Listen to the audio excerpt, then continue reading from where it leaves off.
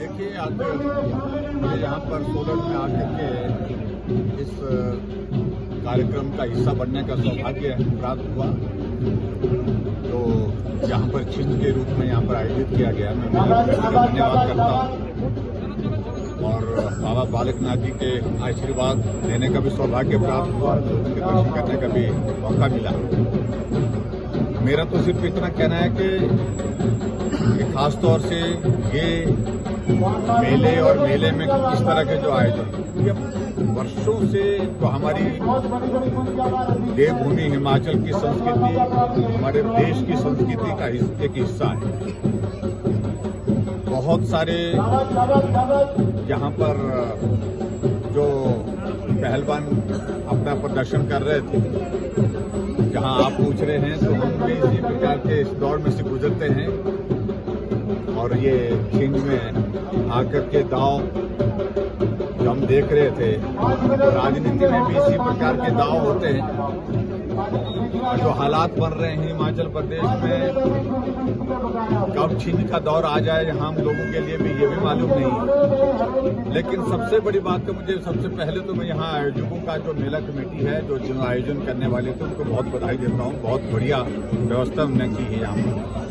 और मेरा सबसे बड़ा संदेश इस मेले के माध्यम से ये है कि हम ड्रग्स को नो करें, नशे को ना, जिंदगी को हाँ। ये आज के दौर की आवश्यकता है। और जब इस प्रकार के आयोजन हम करते हैं तो स्वाभाविक रूप से उससे बहुत बड़ी ताकत उस सारी चीज को मिलती है।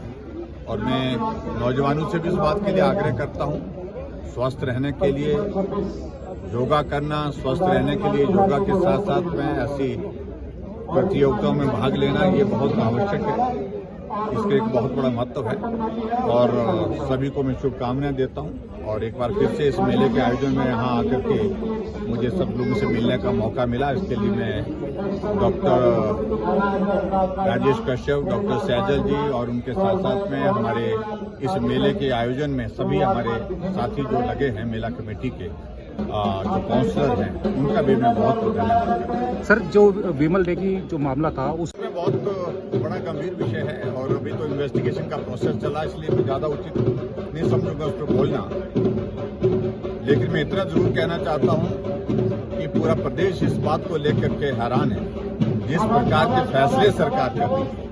इतनी गंभीर घटना होने के बावजूद जो लोग उसमें, जिन लोगों के नाम चर्चा में आ रहे हैं, उनके बारे में किस प्रकार के फैसले ले रहे हैं। आखिरकार सरकार